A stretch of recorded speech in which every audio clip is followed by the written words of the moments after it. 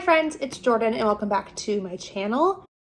Today we're going to be wrapping up the last 10 books from 2024. In total in 2024, I've only read 20 books. This is half of my reading for the year, which is so crazy. So the 11th book that I read in 2024 was Crush by Tracy Wolff. I spoke about this briefly in my recent reads number 2 video. This is the second book in the, I'm not actually sure what the name of this. Oh, the series is just called Crave. We read the first book on accident for book club last year. As I mentioned in the last video, this series is under quite a lot of heat and fire as of recently. The author is in the midst of a lawsuit. It is potentially a plagiarized and stolen work from another author. There was a whole article about this in the New Yorker. I will not be continuing with it because of that. The series does follow our main protagonist, whose name is Grace, and she's from the San Diego region, and her parents are killed tragically in a car accident. And the only other family that she has left lives in Alaska. So she goes to Alaska to move in with her uncle and cousin, who both run and live at this boarding school. And while she's there, she starts to learn that the boarding school is not quite what it seems, and how she fits in that world, and how her uncle and cousin fit in that world, and how her parents are associated with that world. Premise and concept is very similar to some of like the YA staples of the 2010s or 2000s, I should say, like very similar to Twilight, very similar to the Mortal Instruments. It, I believe, was initially Vampire Diaries fan fiction, and it feels like it was once Vampire Diaries fan fiction. The main character, Grace, is waffling between these two brothers. One that is a good, sweet boy, and one that is evil and the villain of the world. And if you think that sounds like Damon and Elena and Stefan, you would be correct. Once you know that comparison, it is nearly impossible to read this book without that being at the forefront of your thoughts. I gave it a 3 out of 5 stars. The next book that I read in 2024 was The Summer I Turned Pretty by Jenny Han. I don't know if this was her first series, but this is the series that she released prior to All of the Boys I Loved Before, which is a series that I actually really enjoyed and read a couple of years ago, nearly 10 years ago at this point, actually. I was interested in watching the Amazon TV show, and I wanted to have the backstory of the book going into the show. I didn't really expect the book to be so aggressively 2009, but it is so aggressively 2009. We follow this young girl named Belly. She's, I believe, like 15 or 16 years old, and every summer her and her mom and brother go to her mom's best friend's beach house. This year we find out that this may potentially be their last summer there for a lot of like unknown reasons, and she is grappling beside herself, just inconsolable about her feelings for her mom's best friend's 2 sons, Conrad and Jeremiah. Very complicated feelings for these boys at a very young age of 16, but also so one-dimensionally complicated. To describe Belly is she loves Conrad and Conrad does not love her back. And she's loved Conrad her whole life. That is the loop of thoughts that we get from the moment the book starts until the moment the book ends. It's just Belly obsessing over Conrad, and Conrad not really giving her the time of day, and her doing a lot of pretty terrible things to people in her life in the name of loving Conrad. Like, she does a lot of questionable things to her friends, to her brother, to her parents, to Jeremiah, who's Conrad's brother, all in the name of, well, I love Conrad. And it was just very, very one-dimensional. I remember thinking this when I read To All the Boys I Loved Before, that Jenny Han writes really, really young protagonists. And yes, they are like actually young. They're 16. I don't feel like she gives 16-year-olds a whole lot of credit to be complicated and developed people. Like, sure, they're not developed the way a 30-year-old is, but they still have like interests, likes, dislikes, friends, relationships. Like, they're not just their crush, and Belly is a plot device within the book. Like, she's the main character, but she's also moving the plot along, and that's like her only function. I disliked this a lot more than To All the Boys I Loved Before. It's very readable. It's very easy to consume. They're very short books with very short, stilted sentences. The structure's very simple. They're very easy to read, but there's just not a whole lot of substance here. And I don't even know if I would recommend this to a 16-year-old, because I feel like 16-year-olds have more depth than this book. I enjoyed the TV show a lot more. I felt like the characters were fully fleshed out people with like whole personalities, and Belly wasn't insufferable in the TV show the way that she is in the book. And I gave this a 2.5 out of 5 stars. The next book that I read was actually our book club pick, and that is The Honey Witch by Sydney J. Shields.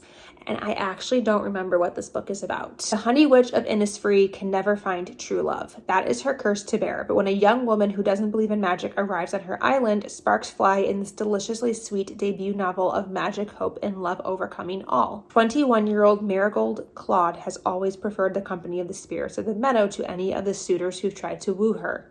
So when her grandmother whisks her away to the family cottage on the tiny isle of Innisfree with an offer to train her as the next honey witch, she accepts immediately. But her newfound magic and independence come with a price. No one can fall in love with a honey witch. When Lottie Burke, a notoriously grumpy skeptic who doesn't believe in magic, shows up on her doorstep, Marigold can't resist the challenge to prove to her that magic is real. I literally don't remember any of that. So that goes to show you how I feel about this book. As I mentioned, this was a book club pick, so I can link our live show discussion on the screen where we actually have thoughts and can actually like discuss this book, you know, with feelings. But I literally do not remember this book. I don't remember the characters. I didn't remember that their names were Marigold and Lottie. I didn't remember that it was Sapphic.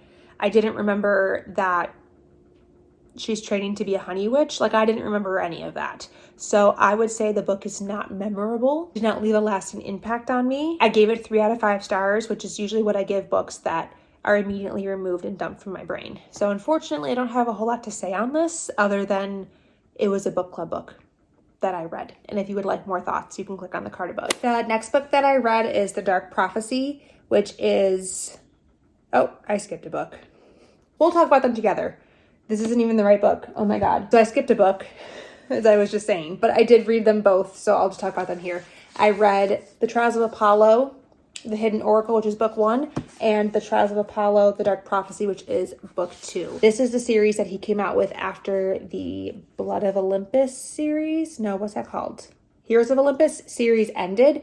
That is in the Percy Jackson world. In this series, we're following Apollo as he was cursed by Zeus at the end of the Heroes of Olympus series and smited and sent back down to Earth as a very unkempt looking 16-year-old boy named Lester, who is covered in acne, has a bad smell, has bad clothes, all the things that Apollo is appalled to be physically looking like. And he's essentially going on trials, as the name would suggest, in order to prove to Zeus that he deserves to be a god again. He made some bad choices in Heroes of Olympus, and this is punishment. Of course, you would expect that we're going to see some Percy Jackson in these books, and as well as some crossover from some of the other characters, which you would be correct. We do. His books, and especially like towards this series, are really starting to interweave, and not just like the Greek god series interweaving, but like we do get some stories pulled in from like Magnus Chase and the Kane Chronicles too. So I was reading these interchanged with this series, Magnus Chase and the Gods of Asgard, The Ship of the Dead. This is the 3rd book in the Magnus Chase series. So I believe how they came out was like Hidden Oracle, Ship of the Dead, Dark Prophecy is how he released them. And I read them this way because sometimes he does crossovers, as I was mentioning, and I didn't want to be spoiled for the finale book by continuing on to the 2nd book in this series. So I read the finale book in the middle. There's some famous oracles, if you know anything about Greek mythology, that are like behaving weirdly and they're not functioning the way they're supposed to in this world. And so Apollo is sent to correct, fix, investigate what's happening with these oracles and why they're not behaving like they should be and what dark force is lurking. I still really enjoy Rick Riordan. It's been many, many years since I first started reading him. I started reading him in high school. Obviously, that was like nearly 15 years ago at this point. So the fact that I'm still enjoying him all these years later and that he's technically a middle grade author that I'm now reading as an adult says something to the likability and readability of his books. I think Apollo is not my favorite main character. He's he's funny. He is funny. He has some great one-liners. He has some great comedic timing, but he is also a god who is just all out for himself. He makes choices that very negatively impact the other people that he's doing things with. And he's often like trying to get the attention of Mount Olympus so that he can prove to Zeus, like, look what I'm doing. Aren't I the best? Can you make me a god again? When in reality, maybe they don't want the gods to know what they're up to because it's going to somehow negatively impact whatever their mission is. But I enjoyed these and I do plan to continue. I don't have anything past book 2, but I definitely do plan to pick up the 3, 4, and 5 in this series. Also, I gave the first book a 4 out of 5 stars and the second book a 3 out of 5 stars. Then, as I mentioned, I read Ship of the Dead, the third book in the Magnus Chase series. This is not my favorite series that he's ever written. I do still really like Percy Jackson specifically. Magnus Chase and the Kane Chronicles just aren't as nostalgic feeling for me. They just don't hit the same way, in my opinion. But I did enjoy this just fine. There was nothing like overtly wrong with this as an ending. I would recommend this to people who like Magnus Chase or for kids who have been enjoying Rick Riordan already. Like, I would still say you should try Magnus Chase if you like his other works. Magnus is a 16-year-old boy, so he's a little bit older than Percy Jackson when we first meet him, and he's unhoused at the beginning of the series. He's living on the streets of Boston, just trying to get by, just doing his best. His mom was tragically murdered, and so he doesn't have her anymore. And as the child of a godly parent, obviously his dad is not around. But he has some friends who turn out to be a little bit more than just also unhoused friends. And they go on, obviously, adventures and quests. And they have to save the world from the Norse mythological creature this time. Really enjoyed getting to learn about the Norse world and the Norse mythology and how that operates and functions and like how that would interact with our real world, because I'm not as familiar with it as I am with Greek mythology. We learned Greek mythology as in elementary and middle school, not so much Norse. So that was like a really fun difference to get to learn about. This cast of characters is also, I think, the most diverse that he's written. As I mentioned, he was an unhoused youth at the beginning of the series. One of his friends is Muslim and has a hijab and like lives in a very traditional Muslim family. She's in an arranged marriage and like there's that whole plot line. His love interest is gender fluid, character that is deaf in this book. A lot of like different things that we don't have in some of his other series. And I did enjoy this. I gave it a 3 out of 5 stars. We are out of order completely now, but that's okay. I also read One of Us Knows by Alyssa Cole. This is her second like adult thriller murder mystery novel. The first one was One of Us Is Watching, right? One of Us Is Watching? When No One Is Watching, which was a 5-star book for me when I first read it. I absolutely adored that book. That one deals with gentrification of a neighborhood. One of Us Knows has to do with dissociative identity disorder. Our main character has DID. I can't speak to the representation of DID in this novel or if Alyssa Cole should be writing a book about DID. I don't know. It seemed that there was a lot of research that was put into this book to adequately portray DID because I learned so many things about it that I didn't know previously that were like not things that I had been taught in my abnormal psych classes in college. Our main character, Ken, is the owner of the body, the owner of the system. DID operates in systems typically where there's multiple identities that all work in tandem together and they live in like an ether space in her mind. She has not been in control of her system for years at the point that we meet her. One of her other identities has been in control. And she comes to the forefront to control the body in a place that she doesn't recognize. And she's not really sure how she got there or why she's there or like what's happening. And so she's having to try to figure out why she left in the first place because she's supposed to be the main person controlling the system.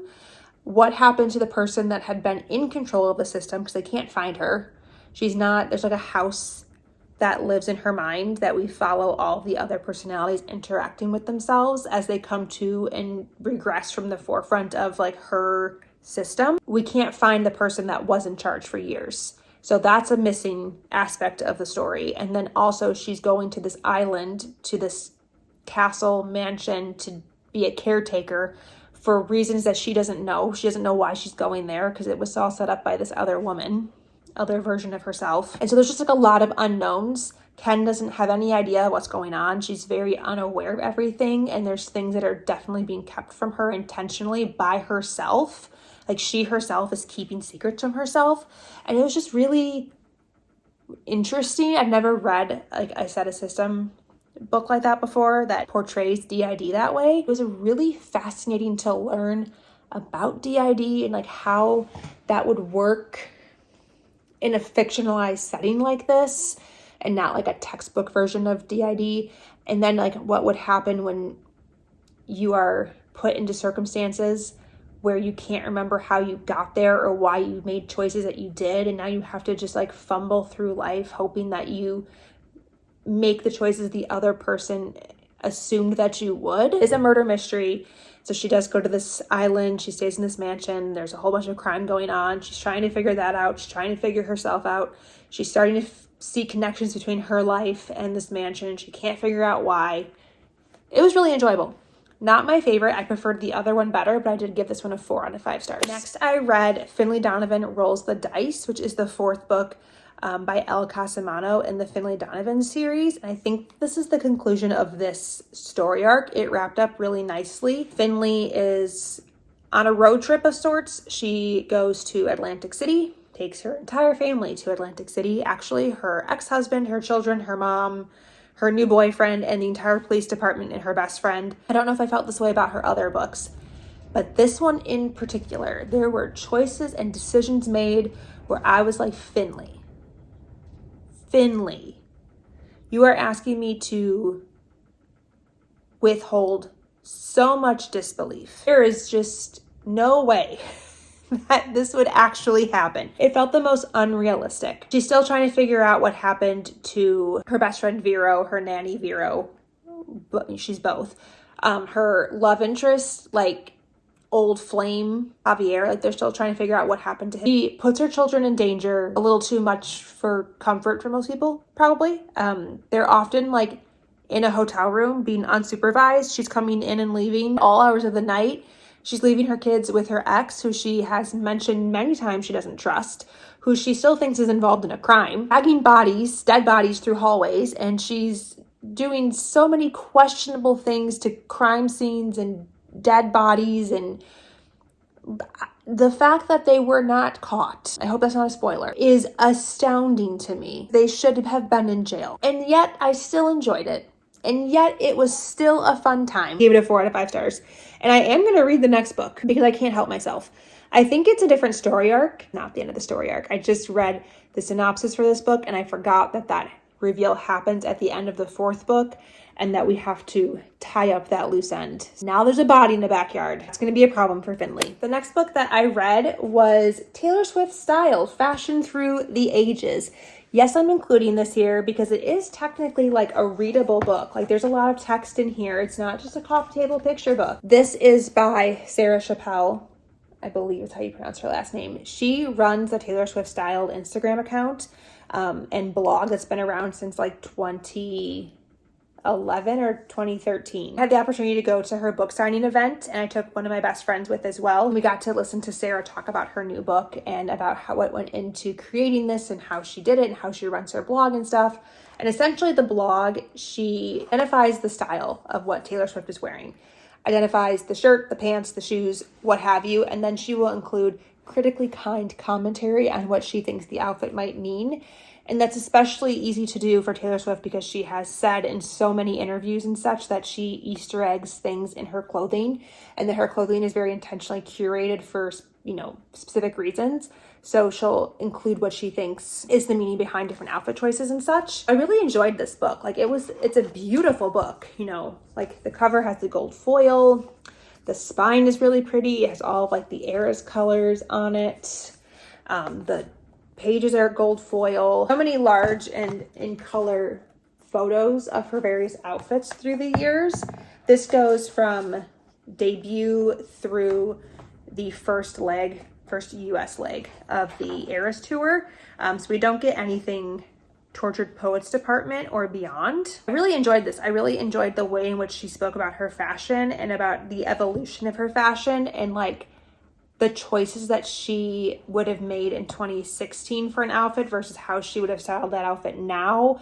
and what the outfits might have signified or meant to her throughout the various eras, or like how she curates cohesion in the various eras, but also cohesion overall, as like being her signature style. The only thing that I did not like about this book, because I just felt like it was really out of place and really unnecessary for a book about her style, was the boyfriend conversations.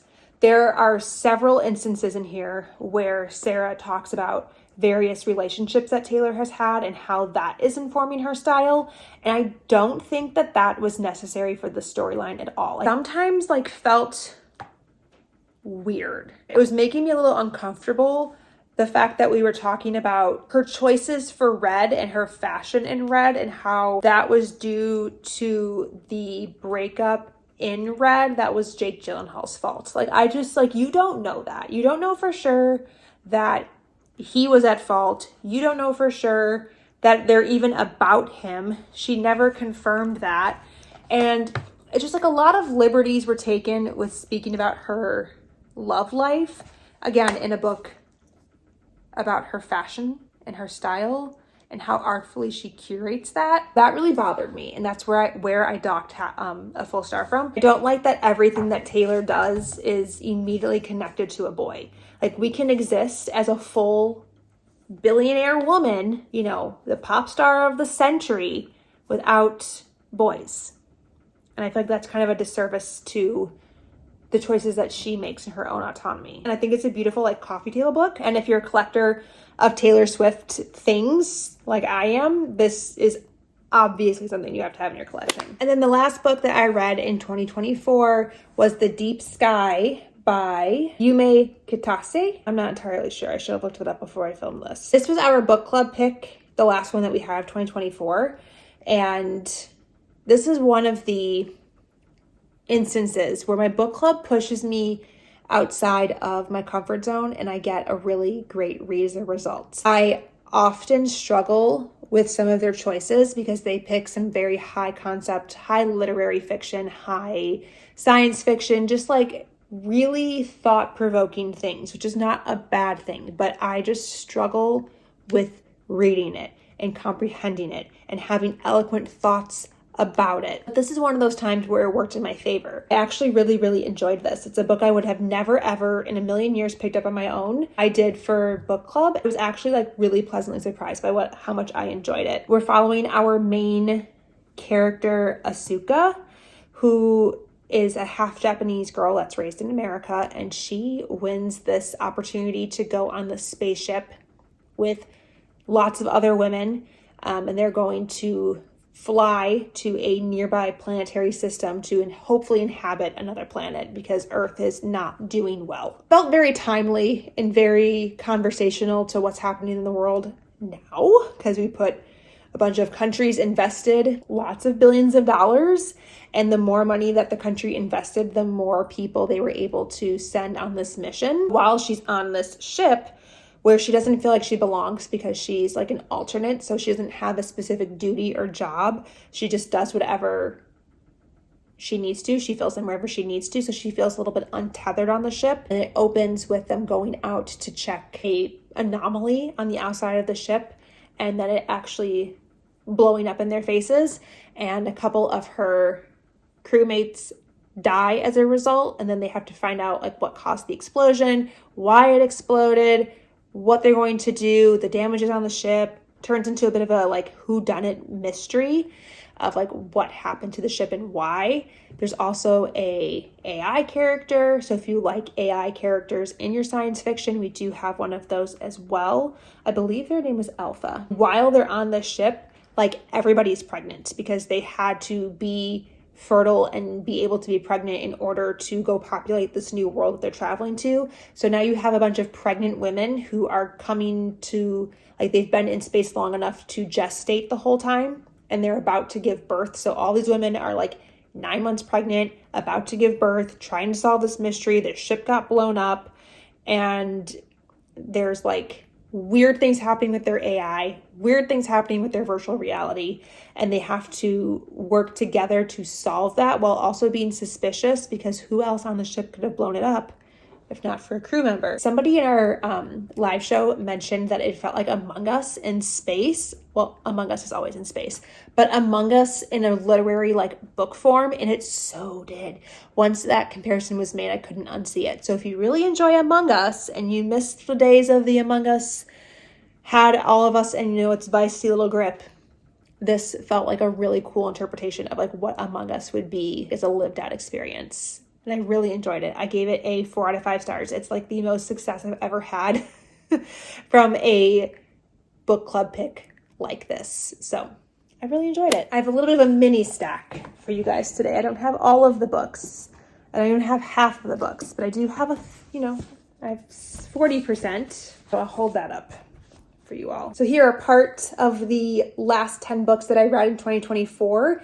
I would love to know what your thoughts were if you've read any of these in the comments down below. And if you want to follow me online, my Instagram, and this is actually Blue Sky. There's just not a logo available for Blue Sky that I can change this to, but I'm not on this platform. It's Blue Sky, same handle. So if you want to follow me anywhere online, you can, and I'd love to chat about these in the comments down below. Thank you guys so much for watching. Until next time, I'll talk to you very soon. Bye!